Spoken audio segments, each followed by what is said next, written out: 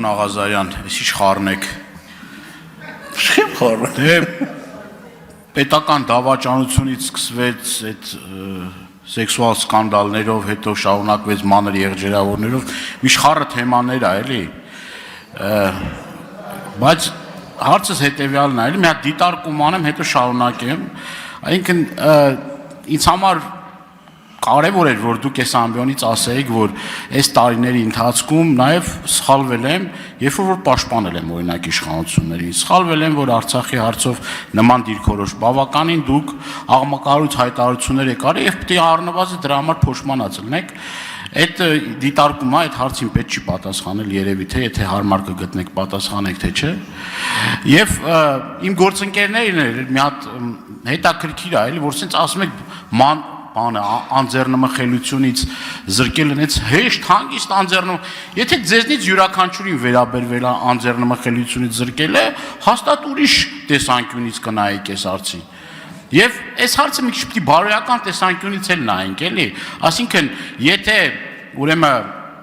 այս ամեն ինչը տեղի է ունենում, երբ որ մարդը կարծիք է հայտնում եւ պարզ ակնհայտ է, նաեւ գործընկերներս ասացին, որ սա ճնշում է, դե սա ակնհայտ է, ուրիշ կարծիք լինել չի կարող։ Բայց նաև դե բարոյական կողմը կա, էլի։ Եթե ուրեմն մենք ամեն ինչում sense ազնիվ ենք, արդար ենք, ամեն ինչ sense իդեալական է, այդ ուրեմն փաստորեն դուք ուզում եք ասեք ընտրովի արդարադատություն չի, էլի էս։ Նորմալ այս երկրում ամենակոռումպացվածն էլ չէ, ես չէի պատկերացնի, որ ձեզ կպաշտպանեմ, բայց Հովիկ Աղազարյանն է, էլի, ամենակոռումպացված մարդը Հովիկ Աղազարյանն է։ Հարցս վերջում ձևակերպեմ, դուք մի հատ միտք արտահայտեցիք, պարոն Աղազարյան, որ ասիք ստորագրահավաք եք նախաձեռնել մանկահասակ երեխաների մորը կալանքից ազատ արձակելու հետ կապված։ Ես կարծում եմ դա վերաբերում էր պարոն Սիմոնյանի եղբոր կնոջ, չէ՞, դուք ստեղ որ քիչ առաջ հայտարարեցիք, որ խմբակցությունում ստորագրահավաք եք կազմակերպել այդ օրերին։ Եթե կարելի է դրա մասին մի քիչ մանրամասն էլ այդ նախաձեռնությունը, որ ասեք, ինչ նախաձեռնություն է։ Ստորագրահավաք չենք կազմակերպել, ես ինքս եմ բարձրացրել հարցը խմբակցությունում, ես չեմ ասի ում հետ էր կապված, բայց ի պատիվ խմբակցության միահամուր ձևով խմբակցությունը միջնորդեց, որովհետև մենք միջև այդ որոշում ունեինք, որ եթե մեզ դիմում են խափանմամիջոցի հետ կապված միջնորդություն ներկայացնելու, ապա դա կարելի կլինի անել միայն այն դեպքում, երբ որ այդ հարցը քննարկվի խմբակցությունում եւ խմբակցությունը համապատասխան դիրքորոշում ունենա, որպեսզի թույլ տանք մեր իրավապահ մարմինները ազատ լինեն։ Մենք այս պետության գերագույն ղեկավարությունը, ասենք падգամավորները, մենք այդպիսի որոշում ենք կայացնում եւ ես տիկին դատախազին 1-2 անգամ առիթով հարց եմ տվել, թե արդյոք տիկին դատախազ կալանքը որպես խափանմամիջոց օգտագործվել է ճնշում գործադրելու համար եւ ցուցմունքներ կորզելու համար, տիկին դատախազը դասախոսություն է կարդացել, թե որն է կալանք, որը կալանք չի։ Բայց այդ բաները մենք գիտենք, որ եղել է, ես ինքս գիտեմ, որ եղել է այդ բաները։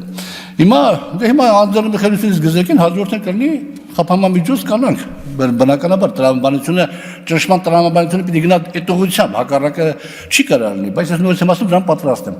Բայց ինչ եմ ուզում ասեմ նաև, կներեք այն հարցի մասին շատ բանամասներ չեմ կարող ասել, ներողություն եմ խնդրում, ինչ եմ ուզում ասել, հետաքրքիր է, էլի, որ մի գործը, մանր եղջերավոր անասունների արտահանման գործը լույս աշխարհ է եկել երկու մարդկանց զրույցի արդյունքում, բնականաբար իրավապահ մարմինները չէին կարող չարձագանքեին, ովքեր ծանր հանցագործության համար արդեն դատա գնում, ինչպես ասեց տիկին դատախազը, ես գիտեի նախաքննական փուլումը, դատա գնում, եւ մենք կարդացել ենք, լսել ենք, գրքերից ենք իմացել, թե մարդիկ նեղ վիճակում ինչ ցուցմունքներ կարող են տալ, եւ դա բերում են այստեղ, որպես արդարադատության, մի հատ խորհրդանիշ սիմվոլ են ներկայացնում։ Տիկին դատախազը այնպես ջերմությամբ է խոսում Արամ Մկրտչյանի մասին, ով 5 տարի ազատազրկման է դատապարտել 2011 թվականին խարդախության հոդվածներով, ով այսօր գտնվում է դատական գործընթացների մեջ, ով Հայաստանը լքել է բաց դռների արդյունքում, մտածելու բաներ չկա, ստե։ Լիքը մտածելու բաներ է։ Արձագանք։ Պաստորեն հետևյալ արձանագրում անենք, որ մարդը, որ խարդախության համար 5 անգամ դատվել է, եթե պետք է,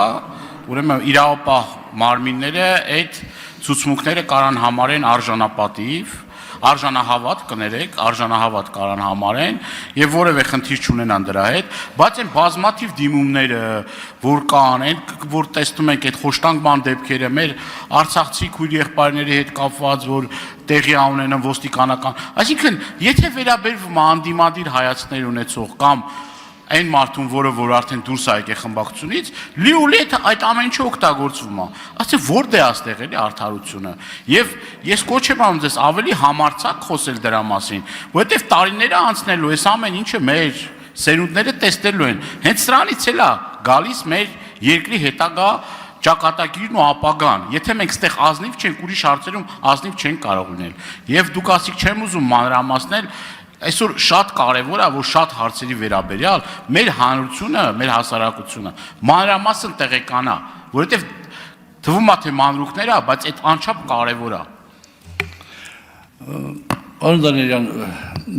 կոնկրետ ես ամենայն դեպս հրապարակային ինչքան թույլ է տրվել այն սահմանները, որ կա, ես այդ հարցերը բարձրացրել եմ ամենայն դեպս։ Եվ հարցազրույցներում, եւ նորից եմ ասում հենց այստեղից, երբ որ ընդեղ էին նստած, հարցեր եմ տվել եւ դատախազին եւ ԲԴԽ-ի նախագահային նման դրսևորումների համար եւ շատ անհանգիստ եմ եղել եւ հիմա էլ եմ անհանգիստ նույն քրեական ենթամշակույթի դեմ պայքարի կոնտեքստում մենք չենք կարող այդ պայքարին քրեական ենթամշակույթի դեմ քրեական ենթամշակույթի որևէ ներկայացուցիչ չի ուզում որ իր երեխան դառնա քրեական ենթամշակույթի անդամ ուզում է որ իր երեխան դառնա սպորտսմեն ուզում է որ իր երեխան դառնա երաժիշտ բայց այդ իրողությունները որ ստիպված լինում են որ հույս չունես, որ արդարություն կարաս ունենաս բանի հետ կապված, այդպես է դառնում։ Հիմա Արամ Մկրտչյանի հետ կապված գործը $23,000 ենթադրյալ գործը, գրողը տանի, ոնց է, մի հատ ուղիղ ցուցմունք չկա։ Եվ այդ մարդը ստեղ չի, ոնց է արդարադատություն իրականացնելու։ Հայկ Նազարյանին ասել է, ձայնագրություններ, տեսագրություններ, այսպես խորհրդավոր ձևով, ինքը խոսացել է, ձայնագրել է, ուղարկել է, դա անուղակի ցուցմունք է, դուք ոնց եք հիմք ընդունում եք ես չէ իրավաբան լինելով անհանգստանում եմ։ Իմ դեպքում, որ այդպես է տեղի ունենում, շարքային քաղաքացիների հետ ինչ կլինի։